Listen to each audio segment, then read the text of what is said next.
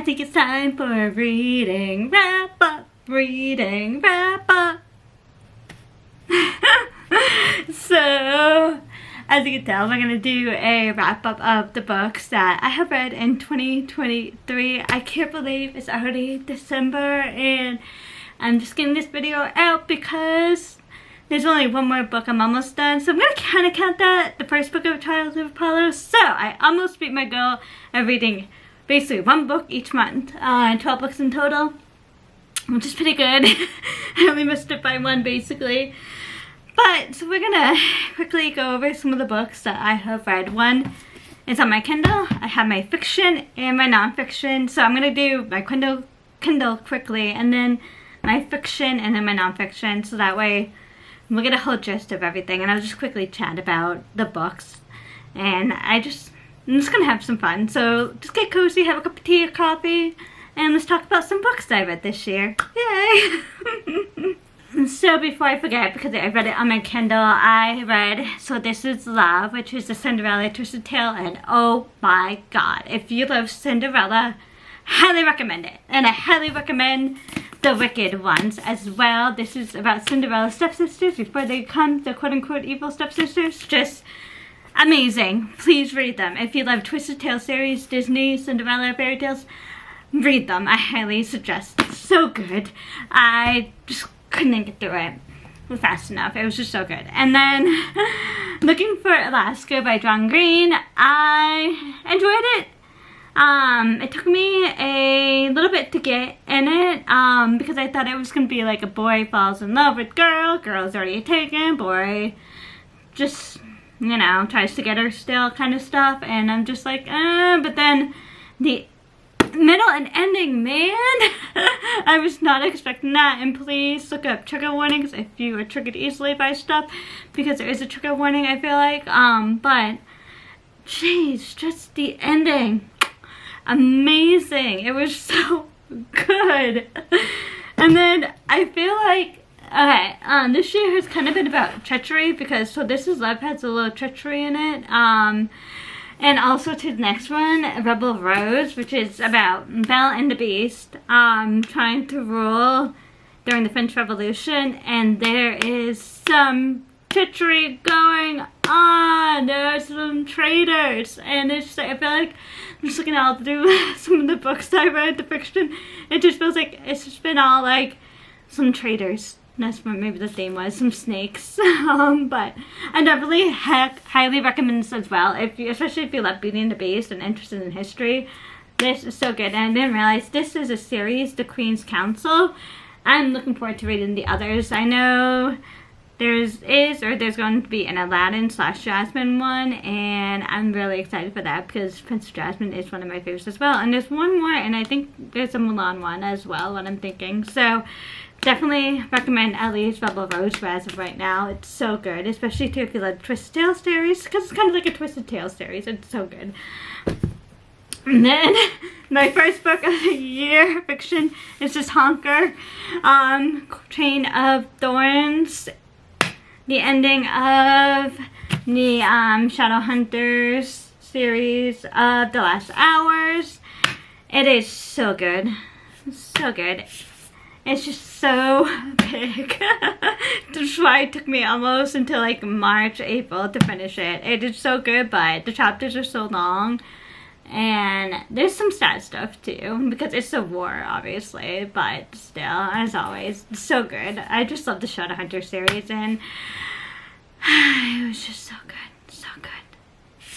Anyways, so let's get to my fiction section now. So we're gonna turn over to fiction. Alrighty, let's go through some of the nonfiction real quickly.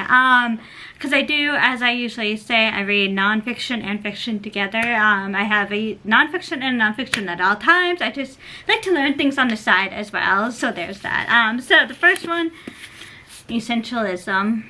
Meh. Probably because I already feel like I know a lot about minimalism and essentialism, but it's good to get into it, or the basics is a good read. So, you know, it was good. It was really good written. I like how he talked about stuff that he did to get back to the basics, so that was good. Then apparently I have a thing for biographies. So, or autobiographies. So I've read Tom Felton's Beyond the Wand. So good. If you're a Harry Potter fan and a Tom Felton fan, I highly suggest it. It is an amazing read. I didn't realize all the stuff that he went through.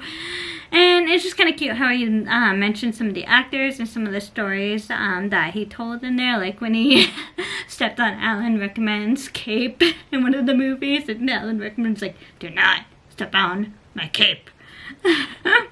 It was just fun to read. And then Lauren Graham's Talking as Fast as I Can. There's a section on Gilmore Girls, so if you're a huge Gilmore Girls fan, highly suggest it. I feel like this is one of the books that most of the fans do read. And I do want to pick up her next one as well that she released, but yeah, I thought it was cute. It was fun. She, you know, talked about things about life too, so I thought it was cute. I really enjoyed it. I thought it made me laugh at some points, especially a little letter to the readers. That was cute. And then, it's just like about 2 weeks ago, Onward by Howard Schultz. This is about how he got Starbucks through the 2008 financial crisis. That was really interesting, and he also talked about being the CEO and the traits that he had and being the CEO. So I just thought it was really good to read, especially someone that wants to help manage a team. I definitely, you know, thought that was really good, and you know, how to be more creative. So I just really thought this was good, and there is a video on it as well, so feel free to watch the video, my review, because I do go through some of the stuff too. So this is definitely a good read.